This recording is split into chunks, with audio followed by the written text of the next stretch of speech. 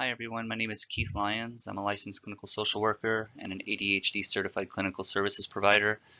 I also founded and run the free resource site, The Anxious Mammal. And this is going to be an overview with a focus on ADHD, which is attention deficit hyperactivity disorder. So we're going to identify the symptoms, the criteria, um, how ADHD can present, how it can mimic other disorders, as well as some of the medical, medication, mental health, and holistic interventions that are identified at helping to assist the individual with decreasing the intensity and or frequency of the symptoms that are causing them difficulties in their life. So utilizing the DSM-5, the most recent at this time, ADHD is classified as a persistent pattern of inattention and or hyperactivity and impulsivity. So it does not have to include both, but it does have to include interference with the functioning or development of the individual in various settings. So one criteria that needs to be met is 6 or more within the inattention criteria have to be met for 6 or more months.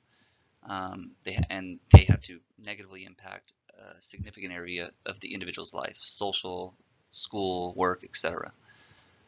So some of these symptoms that can be identified as meeting criteria are persistent careless mistakes, missing details, difficulty sustaining their attention, especially on tasks that are repetitive or that they find boring.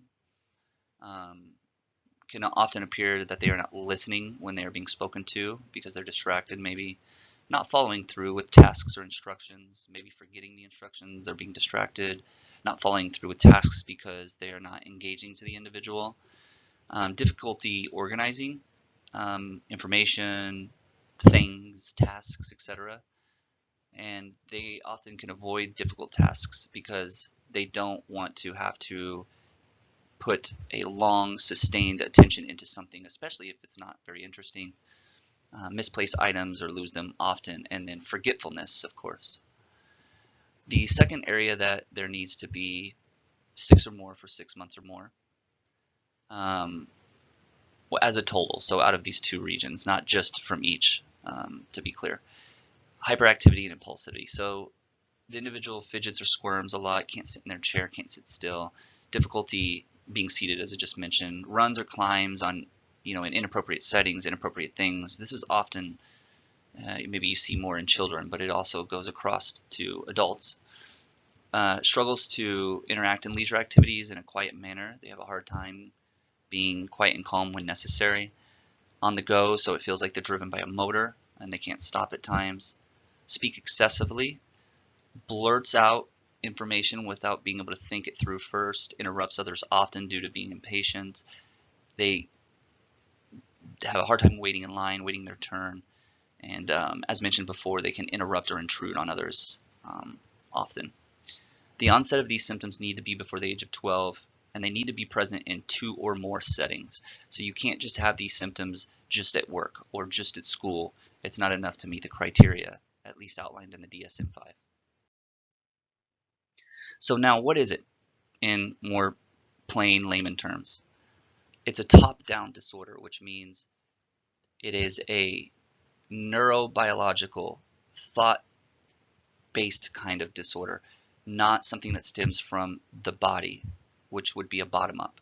So this is going to include issues with the frontal lobe not being fully developed in a way that it can manage the impulses of the emotional drives from the middle brain or the limbic system. It's a neurodevelopmental brain disorder, and it develops in childhood. It can be changed and adjusted as people get older because the brain is plastic, so you can learn new behaviors that lay down actual new tissue and pathways that can override the old behaviors through repetition. Such as learning piano. You do it enough, you lay down these layers that give you what some people might call muscle memory, or some people in music might call the flow state. It develops in childhood, as mentioned before, but as high as 60 to 80% of people can continue to meet the criteria when they go into adulthood past the age of 25. It's dependent on the type that they're experiencing. It's an issue between the ability of the individual and their outward performance. It's not because they're lazy. It's not because they don't have the willpower or the control. It's because the ability that they have, they are unable to implement these abilities due to the various symptoms that interfere with the individual. There's a lot of things that can present as ADHD, but they are not. So looking at the home is a good way to, look at one way that the home environment could be where the person presents with ADHD symptoms. So if they only seem to present with these symptoms at home, or if these symptoms lessen significantly in any other setting, it may be smart to look at that exact point of contact where the symptoms are the worst. So if the home is messy, if they live with somebody who would be considered maybe a hoarder, this can be very disorganizing, especially for someone who's younger and trying to understand the design, organization, and function of the world. So looking at, do these symptoms increase or decrease when in and out of the home? If the client has a history of cocaine or stimulant use, especially if they're actively using, that's going to get in the way of being able to accurately diagnose ADHD. Stimulant use, especially cocaine addiction, mimics many of the symptoms of ADHD. If they have extensive trauma, trauma can actually present as ADHD, and ADHD can present as trauma. So the reason for this is because they both are a disorder that is involved with the frontal lobe's ability to be lacking. It's in inhibiting the emotional drives of the limbic system or the middle brain. And it can be for different reasons, but still, again, it's a difficulty with these two parts of the brain communicating. If the individual has markers for bipolar, that might be something that needs to be explored or ruled out first. They can have very similar behaviors and symptom presentation, and both are difficult to diagnose and can be misdiagnosed often. Fibromyalgia is something that can present with symptoms of ADHD. So here I referenced a study in 2017 where they found nearly half of the individuals with fibromyalgia also met criteria for ADHD when doing the screening.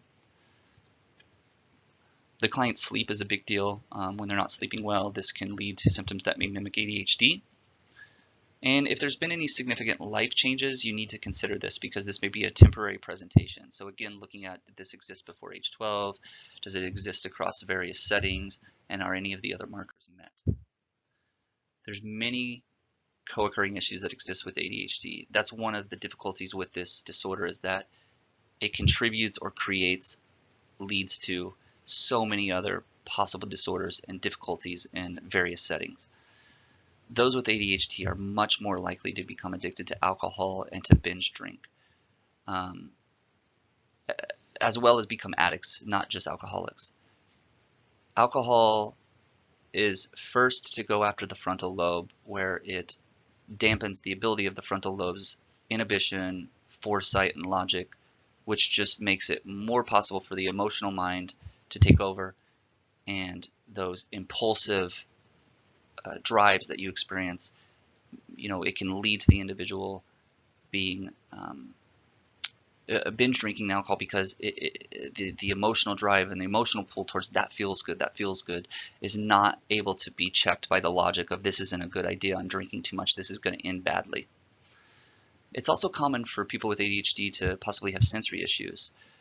So they might not like loud noises, they might not like the tags on their t-shirts, so certain textures. So this is something to consider as well. And that can also complicate looking at ADHD or ASD, autism spectrum disorder. A lot of the symptoms can worsen depending on the setting. So they may do much better in some settings and much worse in other settings. So this is something to consider as well, that it might not be that the individual is being worse or acting more poorly. It's that the setting is causing the symptoms to be flared up. They have a really high turnover in jobs often because they get bored. They have issues with completing the work because the work may be mundane or boring or not interesting, so their attention is difficult to keep focused.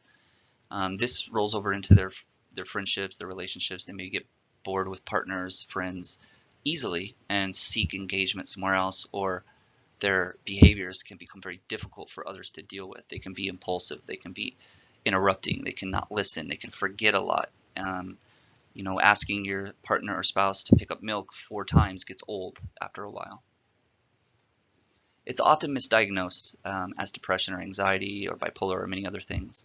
But the reality is with ADHD, the depression can come from the frustration of the ability the person knows they have not being able to be translated into actual performance. And the anxiety can be due to the restlessness that they experience, having a hard time just focusing and being still for a period of time.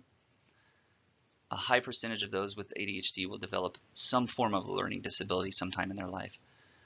They're also more likely to be undereducated or underemployed in relation to their actual intellectual intelligence ability level. And this is just due to the difficulties in the work setting, in the classroom, etc. Time orientation is difficult. So ADHD can cause individuals to be unable or distorted in their concept of time, especially when moving past a few moments a day or even or a week is really kind of a long time for many people with ADHD. So while most of us might be able to look into 1, 2, 3, 4 months into the future and understand in relation to events and time how everything works, remembering something for a day or a few hours can be very difficult for someone with ADHD.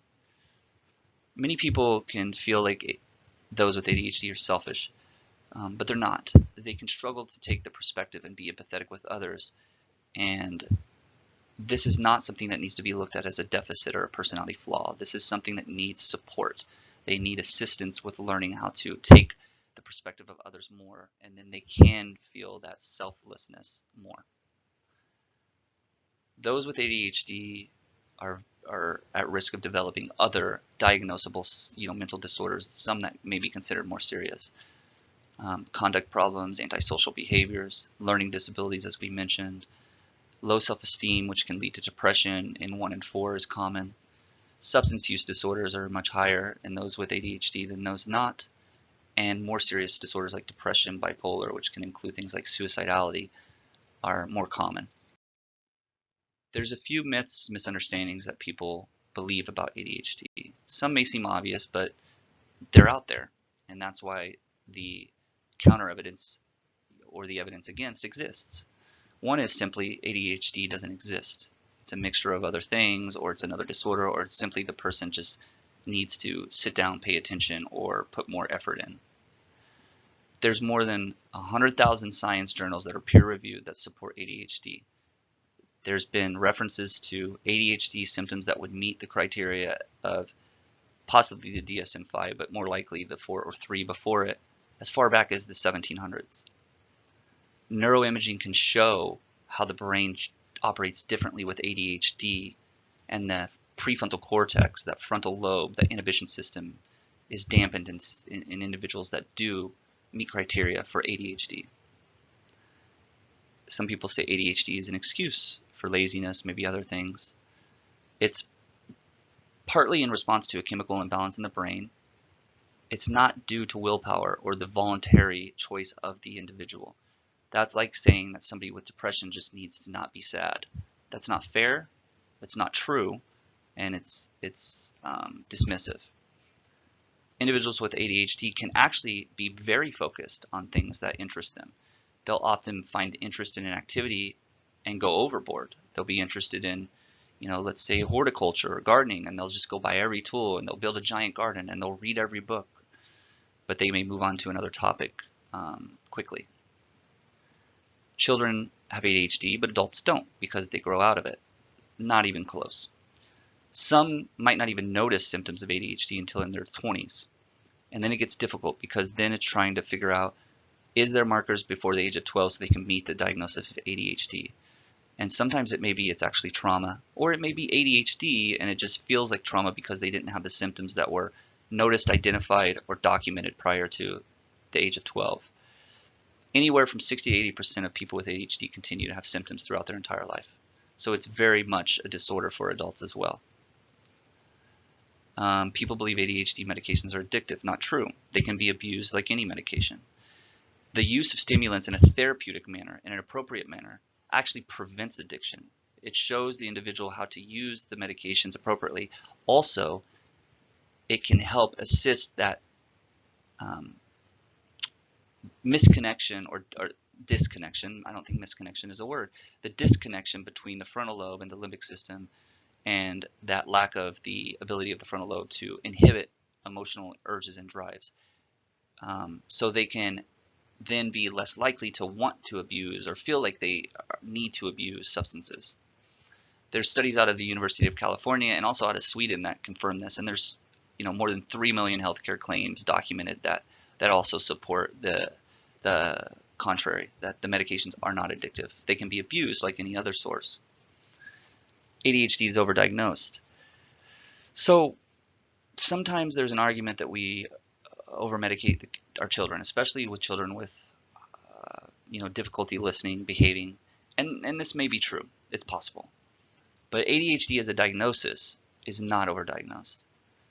The prevalence of ADHD is thought to be about 7% when you look at the most valid research. And most countries don't come anywhere near this. They only diagnose about 0.5% to 2%. The US is probably the highest. I believe that we're around 8 or 9%. And the research shows that more than 50% of children with ADHD in Europe, they never get diagnosed. It just goes undiagnosed, missed, or dismissed. Medication options include stimulants, non-stimulants. Subcategory of the non-stimulants is off-label, and then holistic approaches. So stimulants, in clinical terms, it's a dopaminergic medication. So it is something that impacts the receptors that receive and manage dopamine in the brain. The most common ones that we know about: Adderall, Concerta, Vyvanse, Ritalin, etc. Sometimes coffee can be helpful for someone with ADHD, but when some practitioners believe they don't need a stimulant medication, they can just use coffee, that's not necessarily true. Coffee is not inherently a dopaminergic medication or chemical or whatever. It is something that splits into two, and it does not specifically target the same dopamine receptors that the ADHD stimulant medication does. So it can help with some individuals. It can also hurt, and there's a little bit more information on that later.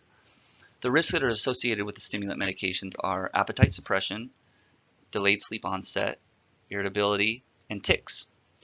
Non-stimulants, there's only a handful of medications. The first one is the Strattera. That's one of the most used. There are more, but these are the ones that are currently approved by the FDA. Intuni, depends on the person, tomato. But this is another one that's approved by FDA and is a non-stimulant. Clonidine, long-acting clonidine, sometimes the brand name is Capve. Now, there's other medications that can be prescribed.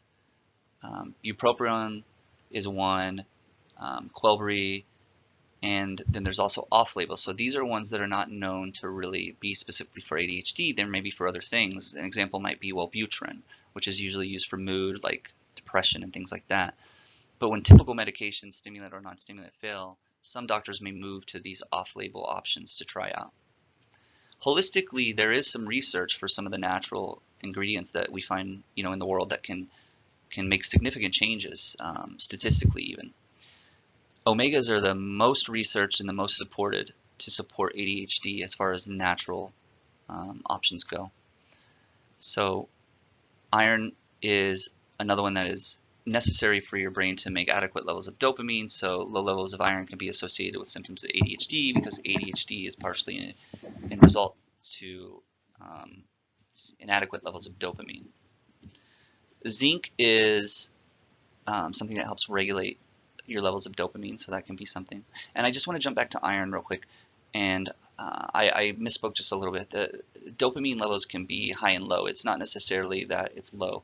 Often when people have excessive energy, bodily movements, it's actually due to excessive dopamine, and so the body's trying to process and dispel that excessive amount of dopamine. Vitamin C is another one. It helps with making neurotransmitters. B6 and magnesium, when they're put together, they've been shown to be helpful in managing symptoms.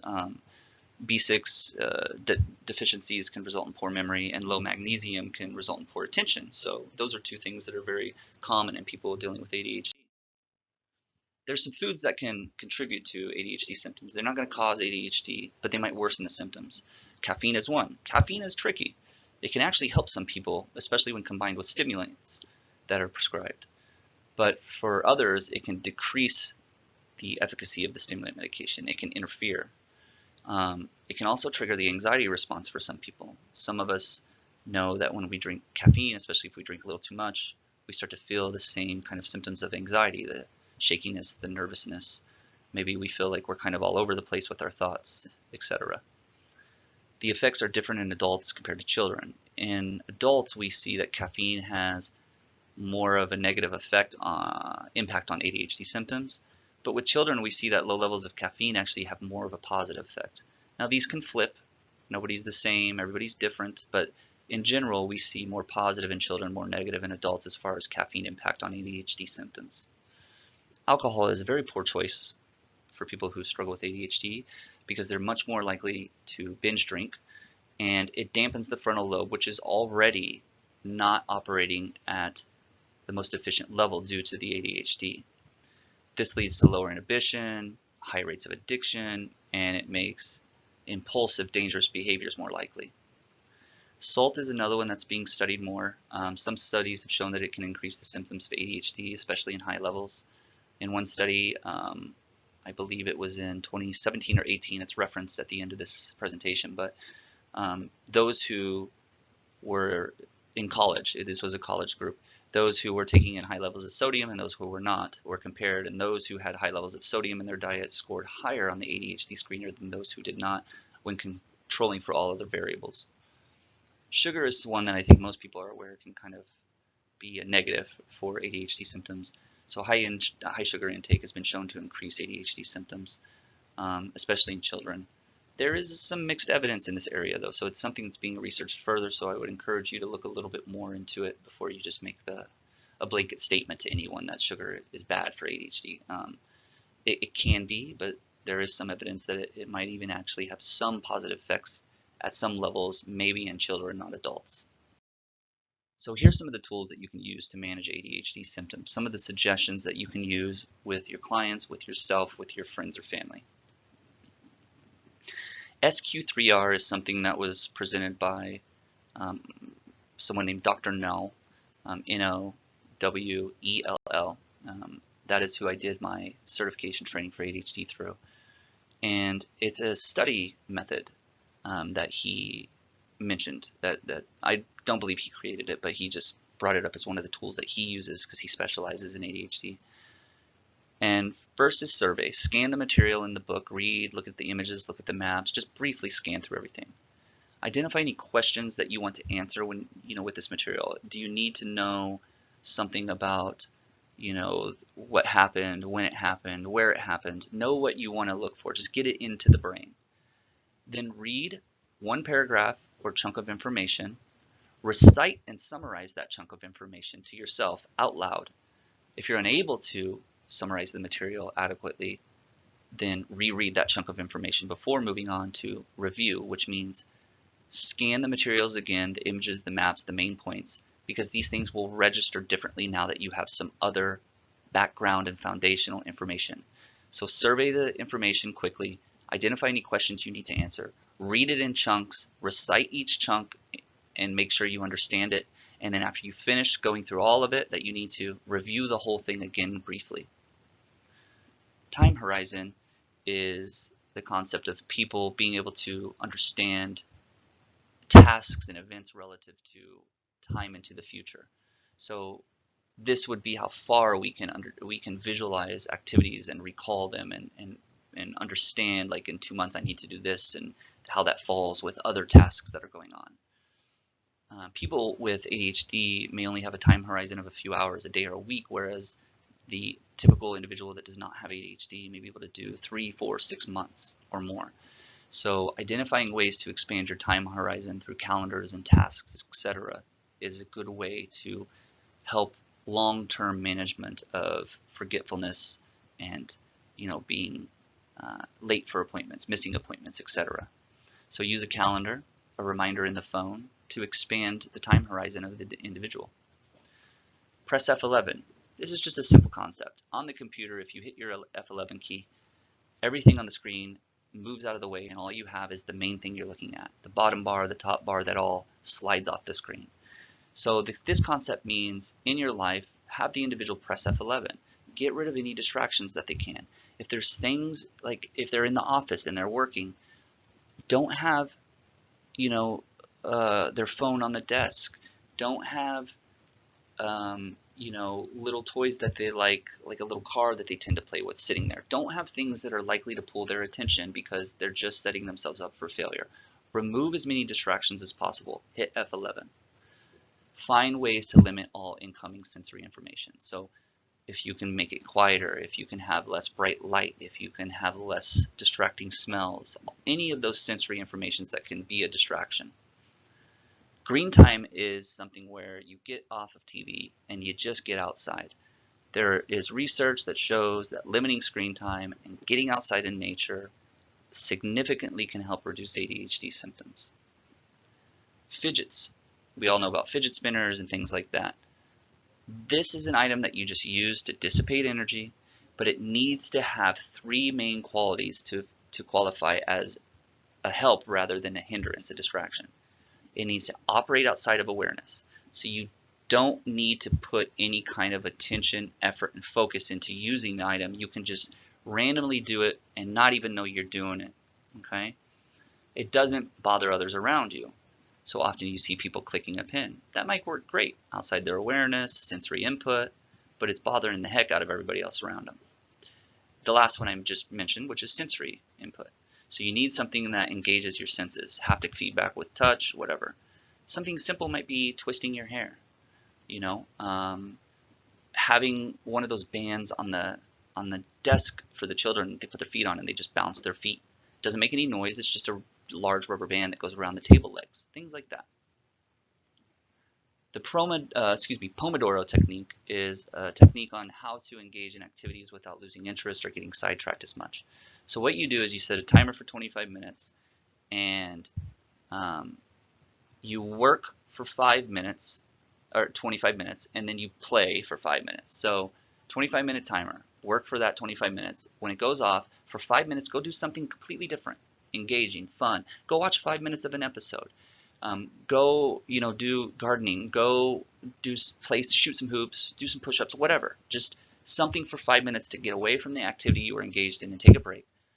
Come back to the activity after the 5 minutes and repeat another 25-minute chunk and do this until the task is done or until you've met the goal or deadline that you put for yourself for that period of time. There's apps available, and you can also go online and just go search for Pomodoro technique timer, and it'll pull right up on your computer screen. Looping music has been found to really help people focus. So music that loops, but it cannot have lyrics, it can't have any kind of significant changes in beat or volume, no crescendos. You need something that just loops, it's kind of repetitive, it's just kind of a steady, because it will just fall and become a background thing, okay? Video game music is really good for this. Video game music is often designed purposely for this by sociologists and psychologists. And it's to promote prolonged attention. So they want you to keep playing their video game so that you want to, buy more of the game, play the game more, make it more popular, etc. So video game music that loops without lyrics and any of those things like volume and beat changes is a very good one to use. Distraction delay training. This is the longest one to explain, but it's simple. This is used a lot with children. So you need to help the individual build awareness and skills to independently notice when they're on off task. Many of us can notice when we're off task. We can identify, well, what got me off task? Well, I noticed I was hungry. I heard a loud noise. I started thinking about what I'm supposed to do tomorrow. But some people, especially those with ADHD, they don't even notice. So they get stuck in this off task thing and they just run with it and they don't even know they're in it until somebody gets, helps them catch like, hey, what are you doing? You're supposed to be studying, and now they're over watching TV eating chips. And they're like, oh. So identify a length of time that the person believes they can stay on task. Set a timer for that time. So let's say 10 minutes. Okay, set a timer for 10 minutes. The individual starts the task. You monitor. When the individual gets off task, you notice that they're off task. immediately start the timer and provide positive support to the individual. Hey, good job. You did 7 minutes. That's really good. That's a long time. You want to promote positive. Don't focus on the negative. They know they get off task. You don't need to drive that into the ground. So great job. You did 7 minutes, almost 10. That's really good. You were pretty close. Then ask the individual, hey, did you happen to notice anything right before you stopped? Like right before you got off a task, right before you stopped doing your homework and you started looking over at the cat. Did you notice anything? Did you notice that you were off task and notice anything you heard, felt, thought, in your body, anything like that? And if they're like, no, I don't know what you're talking about, that's okay. Let's set the timer. You did 7 minutes. Let's try 10 minutes again, a little bit longer. Let's see how you do. Okay. Repeat, same thing. Once the individual is off task, do the same thing, and do this until the individual can identify a sensation, a sensory input trigger that lets them know, hey, you're off task. Then cultivate that, build awareness of that. That will help them build the independent ability to say, hey, I'm off task, I need to come back. Because especially with children, they're going to be out of the home. Mom and dad or the therapist is not going to be following around them in their life. They need to be able to do this independently, otherwise they're basically need to be trapped at home if they want to be responsible. There's other things you can put in place. There's a watch, I think it's called like a reverb. It's not a watch, but it's just a device that looks like one, and it vibrates every so many minutes and as a reminder like, hey, are you on task? So there are devices that they can put in place to help them have this independent ability in a sense if they are on their own.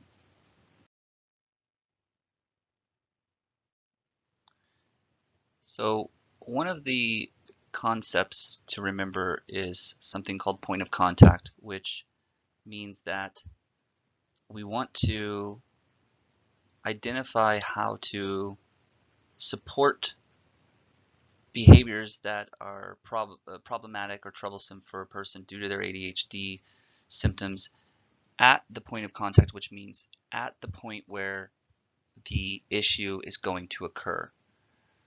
So you want supports or cues in place at the specific moment or opportunity where the problem has the opportunity to develop and occur. So when an individual has ADHD, it can take only a couple of minutes or a couple of miles for them to forget a reminder that they just set in their phone to alert them to get milk on the way home. So location reminders is an example of a point of contact. So if you're at home and your partner says, hey, can you pick up milk on the way home? And the person has ADHD and they say, yeah, of course. And they mean that. And they truly believe that they're going to do that. And then so they get out their phone and they put in, get milk on the way home. And then they come home and are asked, hey, where's the milk? Oh my God, I forgot. Some would say the point of contact is when they were asked to get the milk, they need to put the reminder in their phone. That's not the point of contact. The point of contact, which is the point where the behavior has a potential to go wrong, is when the individual goes past the store on the way home where they need to get the milk. So putting the reminder in their phone to get milk when they leave work at 5:30, but they don't get to the store till 5:45 or 5:50, that's not good enough. There's an app that you can use, there's many of them, where you can use location reminders. So this would be how you support the point of contact. So they could put in get milk with the reminder, but then with this certain apps, it would also alert them. They can put when I'm within 1 mile, 2 miles, 5 miles, whatever, of a location that has what I need, alert me. So they're driving home, ding, they get an alert, get milk. Oh, there's the grocery store just a few blocks down. There it is. They get in, they get it, boom, problem solved. Now they come home and they're asked, where's the milk? Oh, I got it right here. That's amazing, you remembered. That improves the situation so that they're not frustrating the other person due to them forgetting constantly, even though they have the intention of remembering and they want to remember. Another example, we just talked about this one, it's kind of redundant, but your daughter can't focus in the classroom. So point of contact is in the classroom, she's unable to keep her attention on the lesson. Put something in place in the classroom at that moment, at that time for the lesson. Pair her up with a classmate who's super focused and helpful, and they can help keep her on task during those moments where she struggles. Maybe during history or maybe during math.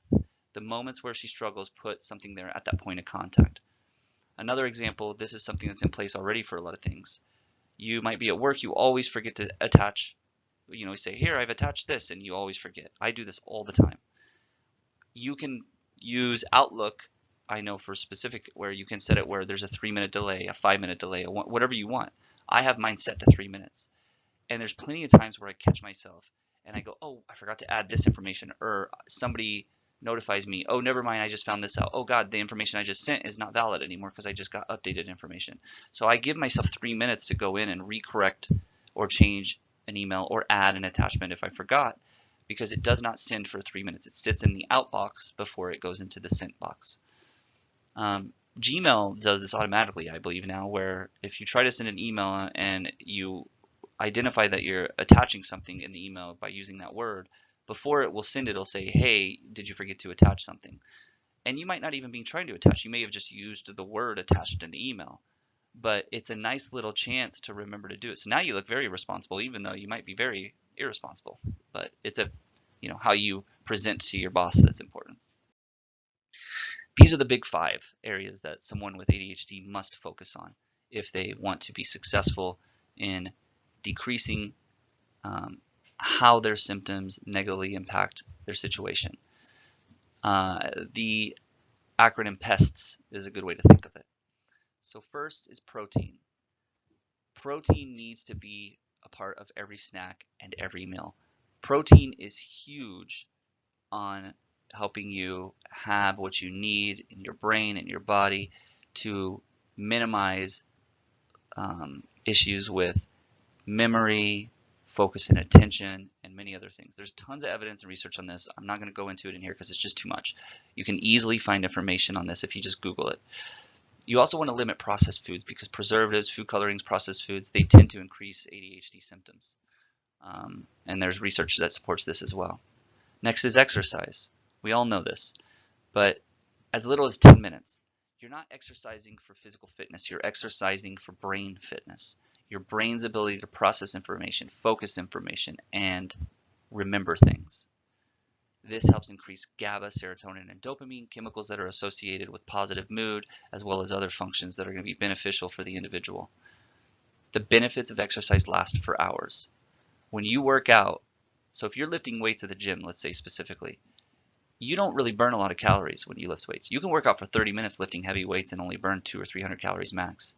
But for the 24 to 48 hours or even up to 72 hours after you lifted those weights, your metabolism continues to burn, and you'll burn 2, 3, 4, 5 times as many calories as what you did during that exercise after over the next 1 to 3 days as a result of the exercise you did. So it's important to get exercise because it dissipates excess energy as well as increases brain health, blood flow to the brain, which improves focus and brain health. Support. You have to have a support system in place, a team of things that you can rely on, whether it be a psychiatrist, a psychologist, a therapist, a counselor, a friend, a peer, something called a body double, which with ADHD, that's a technique you can look up where you have another individual who's physically there to help keep you accountable. These individuals support the areas where you have deficits. So it's like a business. If you have a business, where you sell cookies, you may not, you don't bake the cookies, package the cookies, do the marketing, deliver the cookies, acquire clients, do the finances. I mean, you can if you have a small business, but that's very difficult. But if you're terrible at baking, hire a baker. If you're terrible at math, hire an accountant. Don't, try and stress yourself out by doing things that you struggle in. Get supports in place. Task management. Have a list where you put items on that you need to do. This helps get it out of your head. You need to get information out of your head as much as possible when you're dealing with ADHD. Otherwise, you get caught in what's called a rehearsal loop. You think of, I got to do this, this, this, this. Okay, but don't forget I got to do this, and then this, and then this, this. And you just circle them because you're anxious or afraid you're going to forget them, because you will, because ADHD makes it difficult to remember these things. Take all that stuff out of your head that's rotating.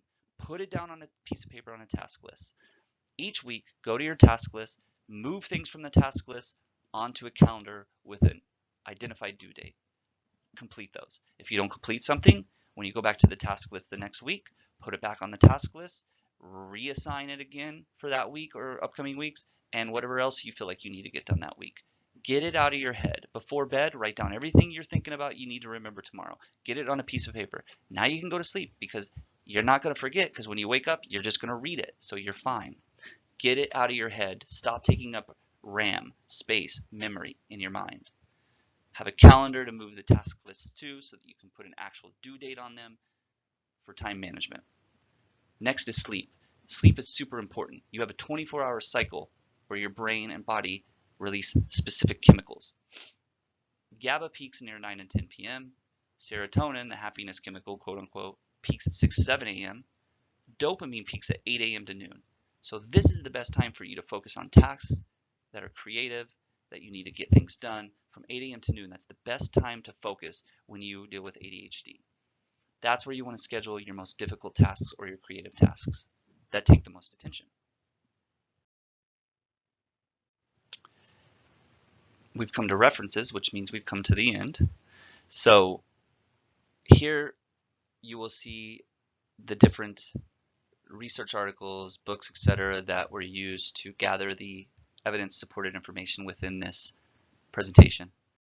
There's also, if you're very interested and you want to do the Certified Clinical Service Provider for ADHD, you can go to a website called Evergreen Certifications, and it's not cheap. It costs some money. It costs a few $100s to be able to do everything that you need to do for the certification, but it will substantially increase your knowledge of what ADHD is, how to approach it, what it looks like, what people are dealing with, or if you have it, which I actually am certified in providing services for ADHD, but I also am diagnosed with ADHD myself. So it has also benefited me, in my personal life as well. So it's useful for professionals and non-professionals alike. It's Evergreen Certifications. That's where you can do this. And the classes, I think you go through PESI, P-E-S-I, and then you submit everything for the certification and the payment through Evergreen. If you want some more information on ADHD, there's plenty of stuff on the internet, but this presentation is pre-recorded. It'll be available in various settings, and so I'm not sure who my audience is at the current time that is listening to this, but for those who it applies, I also created and I maintain a website called The Anxious Mammal. It's just theanxiousmammal.com. It's a 100% free resource site. It is resources that are focused on trauma, PTSD, anxiety, and ADHD, which are all areas that I have special certifications and am certified and just a lot of experience and I'm very versed in. So those are where I keep my specialties. So if you need some support for anxiety, stress, all the way up to trauma, PTSD, and ADHD specifically, you can go to theanxiousmammal.com and there's a ton of resources, videos, worksheets, various suggestions for tools, articles. There's all kinds of things. Everything on there will always be free. So that's a resource that's free for you and anybody else that you feel like it might benefit. You can also do the Evergreen Certification training class for the ADHD CCSP, which is Certified Clinical Services Provider, which is a nice thing to have if you're going to work with clients who have ADHD or for yourself. And you can pay for the class and you don't necessarily have to pay for the certification, which is going to save you a few $100s. If you have any questions, please reach out to me at the www.theanxiousmammal.com. My email is change that. It's klyonslcsw@gmail.com. So it's KLYONSLCSW@gmail.com. So you can reach me through there if you have any questions or comments. Thank you.